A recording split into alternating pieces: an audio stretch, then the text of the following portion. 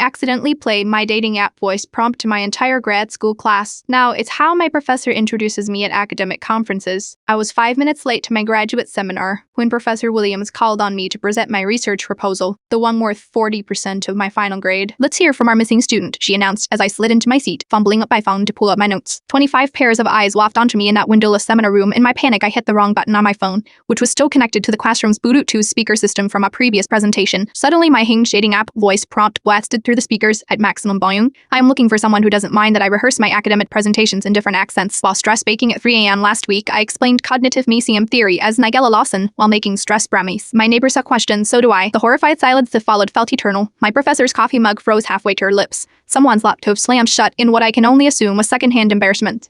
I wanted to dissolve into my chair. Instead, I made this weird hiccuping sound and whispered, "That's not my research proposal." Professor William, who had never once smiled in our Berkeley's history, sat down her coffee, removed her glasses, and did something that scared me more than the embarrassment. She laughed, not politely, but the kind of uncontrollable laughter that makes you wipe tears. "Well," she finally said, "I was going to ask what methodological approach you are taking, but now I'm more interested in your Nigella Lawson impression." The entire room erupted. Someone in the back called out, "Do the accent." Another added, "I have questions about the stress brownies." Instead of dying on the spot as planned, I took a deep breath and began presenting my actual research proposal.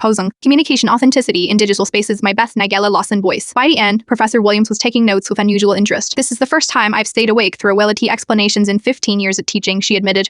2 weeks later, she asked me to join her research team for a major conference presentation. "We need someone who thinks differently," she explained. "Someone who understands that a ring doesn't have to be dry to be valuable." Last month at my first international conference, Professor Williams introduced me to a Bubble laureate by saying, "This is Emma Chen, my August candidate who explains complex theories as celebrity chefs while baking. She's revolutionizing our approach to science communication." The voice prompt is now the opening slide in every presentation I give. My research on authentic communication in digital spaces has received 2 grants, and I am teaching a new course next semester on creative approaches to academic communication. Sometimes our most mortifying moments become our greatest strengths when we stop trying to hide the weird, authentic parts of ourselves. And yes, I brought stress brownies to share with the department. They were delicious.